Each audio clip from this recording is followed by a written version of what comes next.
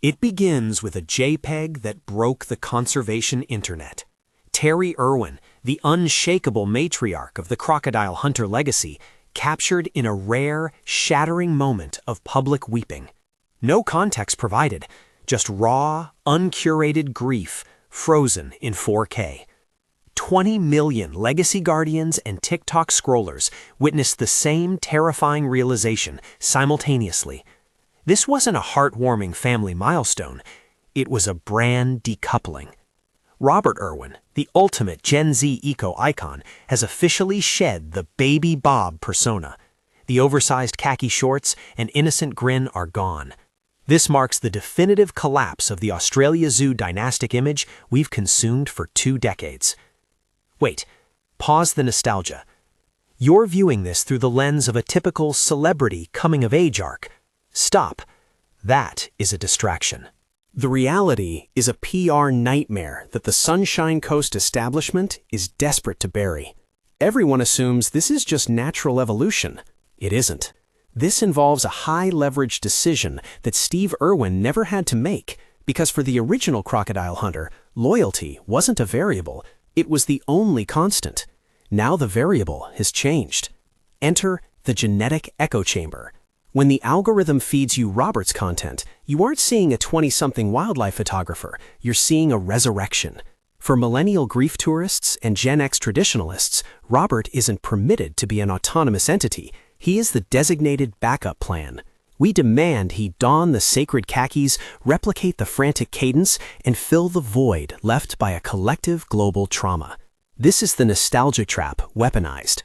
The audience doesn't want Robert to evolve. They demand he remains a static avatar of his father. But here is the glitch in the narrative. This overwhelming adoration isn't a pedestal, it is a parasocial stranglehold. Before we decode the terrifying mechanics of this trap, don't forget to press that like button and subscribe to the channel. Let's begin. The matriarch's horror. Re-examine Terri's tears through this lens. The viral media complex aggressively labeled her breakdown as pure pride. Incorrect.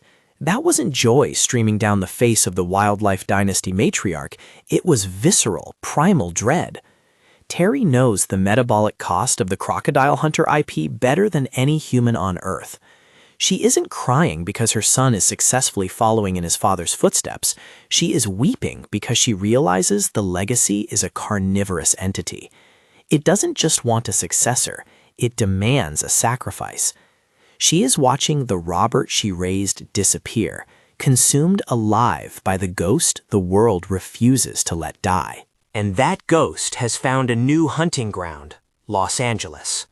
Welcome to the Hollywood pivot. Shift gears entirely. We are no longer discussing conservation metrics or habitat preservation. We are analyzing the mechanics of the fame machine. The algorithm has already noticed the subtle rebranding. The Gen Z eco-icon is slowly morphing into a global media asset. Rumors are currently scorching the Sunshine Coast gossip circuit that Robert is preparing for a permanent relocation to the United States, targeting a career trajectory defined not by wildlife, but by high-fashion editorials and mainstream broadcast dominance. This is the tragic transformation the clickbait hinted at. We are witnessing the wildlife warrior trading the sacred mud-caked khakis for bespoke suits and red carpets. To the legacy loyalists, this is heresy. It looks like brand diversification, but it feels like a defection. Wait, here is the jagged edge of the truth. You are tempted to label him a sellout for chasing the Hollywood dragon. That is a low-resolution take. Flip the script. What if the Australia Zoo business model is failing? What if saving the animals is no longer profitable enough to sustain the massive operational overhead of a private zoological empire? This is why Terri is truly terrified. It's not just about her son leaving the nest, it's about a strategic fracture in the family days. If Robert pivots to becoming a Ryan Seacrest-style mogul, he splits the audience. He appears to be abandoning the ship just as it needs a captain most. The authenticity metric, the very soul of the Irwin brand, plummets to 0 the moment he chooses a soundstage over a swamp. The tension is unbearable. Is Robert Irwin a traitor to his father's crusade? Or is he the only one with the foresight to save the family business by ruthlessly expanding it into a multi-vertical media empire? But wait, freeze the frame. Before you decide if this is a business pivot or a betrayal, we have to look at the specter haunting this narrative, one the mainstream media cycle conveniently erases to protect the wholesome brand image. Enter the ghost of Bob Sr. Most legacy loyalists have selectively amnesiaed this fact, but the Irwin family unit has shattered before. This is the recursive history loop. There is a grandfather in this equation, Bob Irwin Sr., the founder, the OG wildlife patriarch. Where is he? He is gone, erased. Following Steve's passing, the dynastic schism occurred that was so absolute it resulted in a total strategic severance. Bob Sr. didn't just retire, he walked away from the zoo industrial complex entirely. The grandfather and the grandchildren are reportedly estranged. Information pivot, the trauma pattern. Terri knows the brutal truth of the Irwin genetic code. She knows what happens when the men in this family choose divergent paths. They don't just disagree, they stop speaking. The silence isn't a pause, it is a permanent exile. Connect Robert's current Hollywood trajectory to this historical wound. This adds a crushing weight to Terri's public breakdown. She isn't crying over a haircut or Robert's breakup with a Gen Z influencer like Ori Bucky. She is weeping because she sees the pattern recognition algorithm kicking in. She is watching the only remaining male heir position himself for the same exit door that his grandfather walked through years ago. It is not just about a job change. It is about the potential nuclear family collapse. If Robert pursues creative sovereignty in Los Angeles, Terri isn't just losing an employer or a son. She is facing the terrifying possibility of the Irwin fragmentation event repeating itself. The empire survived the death of the father, but can it survive the defection of the son? Engagement checkpoint. The stakes have never been higher.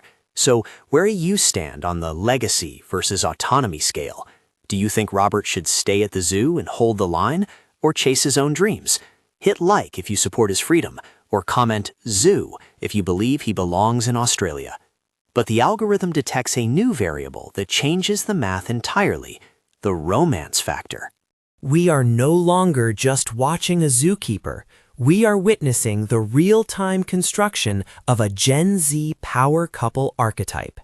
When Robert hard-launched his relationship with Rory Bucky, herself a scion of the Ledger-acting Dynasty, it wasn't merely a courtship, it was a legacy brand merger. This signals a seismic demographic vibration shift. The audience isn't just eco-conscious activists anymore. It is now the ravenous tabloid consumer hungry for the next global it-boy. The transformation is visceral. Robert has shed the awkward jungle kid skin to reveal a marketable romantic lead. He is gym-sculpted, styled, and magazine-ready. He has successfully pivoted from holding pythons to holding headlines. Information pivot, the commodity trap. This is the precise moment the narrative turns dark for Terri. While the internet swoons over his visual rebranding, Terri is watching a horror movie. Why? Because she knows that a romantic lead is no longer a person. He is a product. Terri spent 2 decades building a fortress around her children to protect them from the paparazzi industrial complex. She carefully curated their image as wildlife warriors to insulate them from the toxic vanity of the celebrity circuit. But now, she is watching her son voluntarily dismantle that shield. He is trading the sanctity of the Australia Zoo for the volatility of the gossip ecosystem. She isn't just worried about his heartbreaking, she is terrified of the monetization of intimacy. Once you sell your private life to the public, you can never buy it back. Robert is walking directly into the consumption machine she spent her entire life fighting off. But pause the moral panic for a microsecond and look at the unit economics. What if we have misdiagnosed the patient entirely? What if Terri isn't crying out of maternal loss, but out of fiscal relief? Here is the brutal reality the eco-idealists ignore. The Australia Zoo is a massive, capital-intensive beast. It eats cash faster than a saltwater crocodile eats a carcass. Maintaining a biodiversity arc of that magnitude requires a GDP-level budget. Ticket sales from local tourists in khaki shorts simply cannot cover the crushing operational expenditure, OPEX, required to keep the facility world-class. Without a massive injection of external liquidity, the legacy doesn't just fade, it goes bankrupt. Robert isn't abandoning the mission. He is executing a high-stakes, cross-platform pivot. By transforming into a global media asset, Robert is capturing the attention economy. He is leveraging the interest graph, using his abs, his relationships, and his Hollywood proximity to funnel high-value traffic back to the crocodiles. He is becoming a living, breathing human billboard for conservation. The viral thirst traps aren't vanity. They are a customer acquisition strategy. Information pivot, the martyrdom of fame. This reframes the narrative from betrayal to sacrifice. Robert is voluntarily entering the celebrity meat grinder because it is the only way to subsidize the sanctuary. He is trading his anonymity for the zoo's solvency. So, when you see Terri emotional, do not mistake it for grief. It is the exhaustion of a legacy CEO who realizes her successor has finally secured the ultimate angel investment, himself. Robert isn't killing the legacy. He is monetizing his own soul to ensure the animals don't starve. He is doing the dirty work of modern fame so the conservation work can survive. The final verdict.